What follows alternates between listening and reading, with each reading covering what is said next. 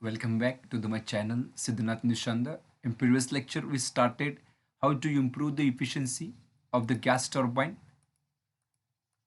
In previous lecture, we see the regeneration method where we increasing or we improve the thermal efficiency. Okay.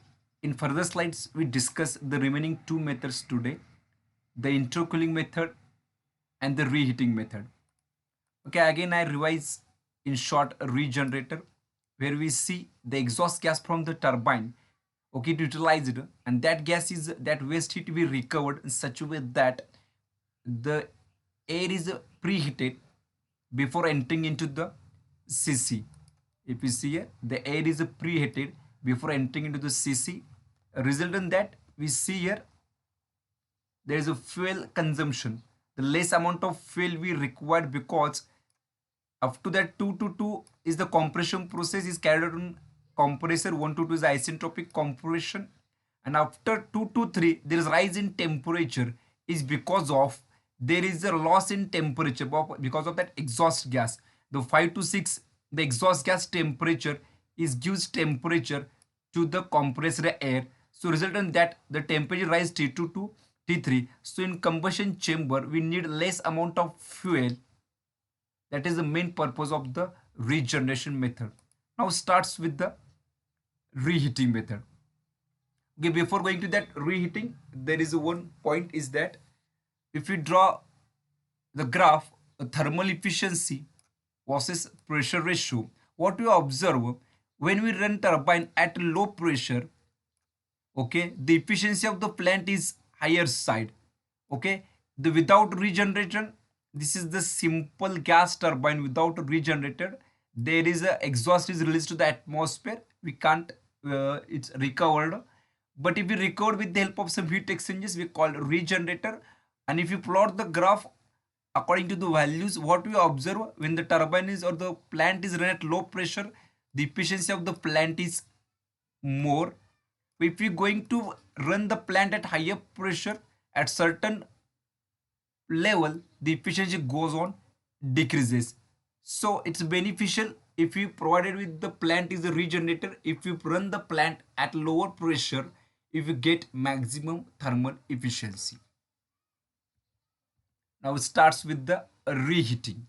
Okay, there is a word reheating is also, we know that the word reheating in given in is goes under steam power plant is also. In steam power plant, what we done, the expansion of a steam is takes place in two stages. Similarly, here the expansion of gases is we carried out in two stages. First one is the high pressure turbine and another one is the low pressure turbine. Okay, there is a working substance differ, concept is same here, same concept is here. Okay, after compression there is 1 to 2 is isentropic compression. Okay, after compression 2 to 3 there is addition of heat. Okay, 2 to 3 is addition of heat, and that combustible products is first initially expand in high pressure turbine, that is a 3 to 4 at intermediate pressure. Okay, suddenly not goes to that lower pressure. Okay, it may be atmospheric pressure, but in case of higher pressure turbine, the first turbine is high pressure turbine. From that higher pressure to that intermediate pressure is expand, that is the higher pressure turbine. Okay, after releasing that exhaust gas T4, after expansion there is a drop in temperature, there is also drop in a pressure. Okay, the main purpose is that here in reheating, now after first stage in expansion the temperature drop from T3 to T4, but in reheating the combustible gases further expanding to the low pressure turbine. Before that, that we achieve temperature again in CC. See here the 4 to 5 we achieve temperature in combustion chamber such a way that the initial temperature of high pressure turbine is similar to the entering temperature of low pressure turbine. Is here T3 is equal to T5. I again repeat, T3 is the entering temperature of high pressure turbine. Okay, after expansion in high pressure turbine there's a drop in temperature, the temperature goes to the T3 to T4. But now that combustible gases from high pressure turbine okay, that combustible gases we heat such a way that, or we add heat such a way that the temperature drop we again achieve at the first level, that is the T3 is equal to T5. Similarly in steam turbine there is a reheater, okay, the steam from that first turbine, that high pressure turbine, is again recirculated via reheater at constant pressure. I again repeat, at constant pressure the only heat is added, only increase the temperature but pressure remains constant. That is, you see here the 3 to 4 is the expansion in a high pressure turbine, okay, is intermediate pressure, and that same constant pressure heat is added such way that the again with temperature achieve T3 is equal to T5, okay. And after there is the 5 to 6 is the expansion low pressure turbine, okay, and after expansion that combustible gas is released to the atmosphere, that is the 6 to 1. Now what we change, what if we done the expansion is carried on two stage, what we achieve here? Now we see, if we carried out the turbine at a single stage or expansion is carried out in only high pressure turbine, what happen? This 3 to 4 dash, okay. And now the expansion is carried on two stage. If you see this hatching area, what it indicates, there is an increase in work done. If we carried out the expansion in two stage, there is an increase in work done. That is the reheating process, is similar to the steam power plant, okay. I again repeat, I again revise some few points. In reheating, the drop in temperature in first stage during expansion in high pressure turbine is brought back approximately to the initial temperature, that is T3 is equal to T5. I again repeat, be carefully listen.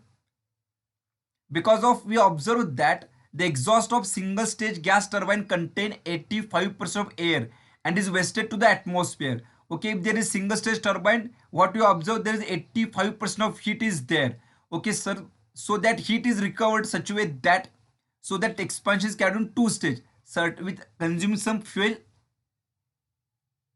thus is utilized in reheating by addition of fuel, and this combustible hot gas is passed to the low pressure turbine, okay. Thus increase in work done due to reheating as shown by the TS diagram. Okay, now see what happened from the TS diagram. What you observe now, conclusion is that the work done in turbine with reheating, what work done we achieve?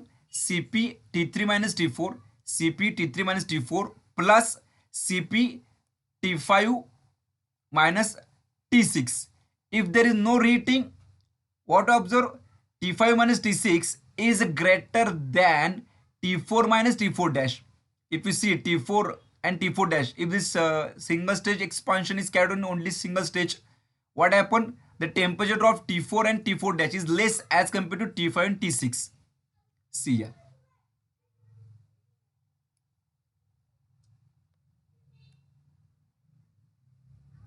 Okay, now conclusion that the reheating, the thermal efficiency versus pressure ratio, what happened? If you see, net work output is increases with this simple cycle dot dot dot is shown here, and with the help of reheating, but the thermal efficiency decreases. What happened here?